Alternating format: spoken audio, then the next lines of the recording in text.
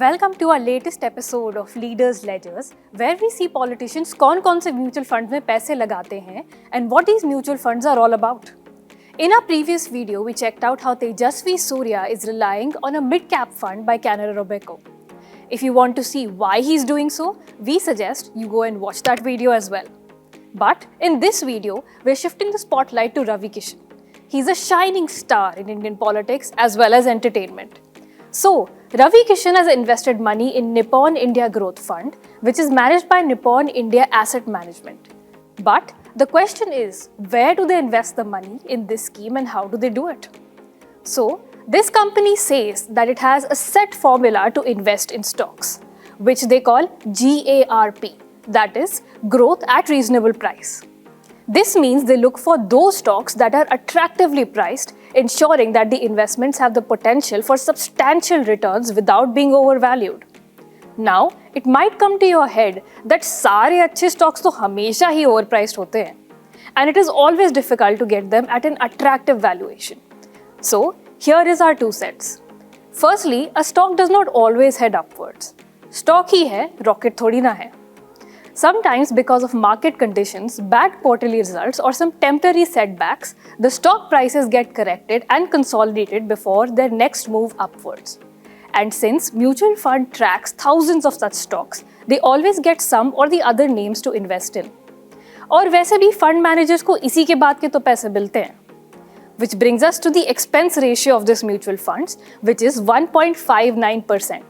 This means if Ravi Kishan invested 1 lakh in this fund, he will have to pay almost 1600 rupees every year until he redeems his fund. However, if someone invests in this fund and takes out his money in less than 30 days, then there is a penalty of 1% also. Mutual fund ki language mein we call it exit load, that is 1000 for every 1 lakh. Now, let us see with their GARP strategy what kind of stocks this mutual fund has selected or identified for investing. So, if we look at the top 10 holdings, we'll find names like Persistent Systems, Power Finance, Cholamandalam Financial, BSE, etc. Industry-wise dekhe, तो their top 3 sectors are auto components, finance and pharmaceutical. Now, to invest in this mutual fund, you do not need to be a politician because you can start investing with a smaller cost.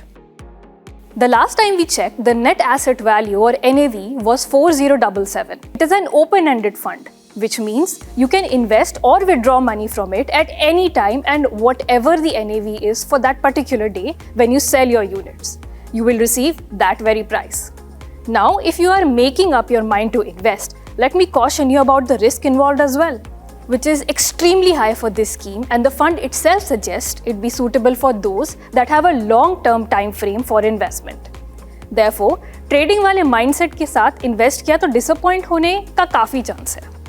But let us see what those who remained patient with this scheme were rewarded in the longer time. So in the last 1 year, it has generated a return of 30%. Over the last 3 years, it has given 26% CAGR, and for the last 5 years, the return is 28%.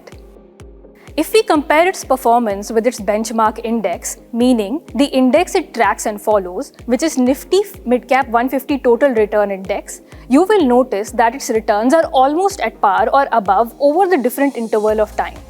So, that's what this Nippon India Growth Fund is about. If you're considering investing into this fund, remember to chat with a financial advisor for tailored advice, as it may not be suitable for you and all your needs. And if you got a question or want to learn about other funds, drop your queries in the comments and don't forget to follow us for more insights on personal finance and investing.